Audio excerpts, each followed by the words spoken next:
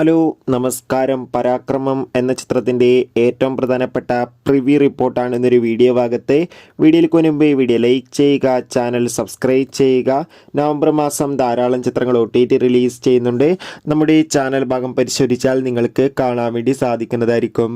ദേവ് മാധവ്, ജോമോൻ ജ്യോതിർ, ഷിജോ സണ്ണി, അമിത് മോഹൻ എന്നൊക്കെ പ്രധാന കഥാപാത്രങ്ങളായെത്തി ഇന്ന് റിലീസ് ചെയ്യുന്ന ചിത്രമാണ് പരാക്രമം. എല്ലാ സിനിമാ പ്രേമികളും ഒരേപോലെയാണ് പരാക്രമം എന്ന ചിത്രത്തിൻ്റെ ആദ്യ റെസ്പോൺസിന് അറിയാൻ വേണ്ടി കാത്തിരിക്കുന്നത്. ഫൈനലി ചിത്രത്തിൻ്റെ ഏറ്റവും പ്രധാനപ്പെട്ട പ്രിവ്യൂ റിപ്പോർട്ടൊക്കെ പുറത്തുവന്നിരിക്കുകയാണ്.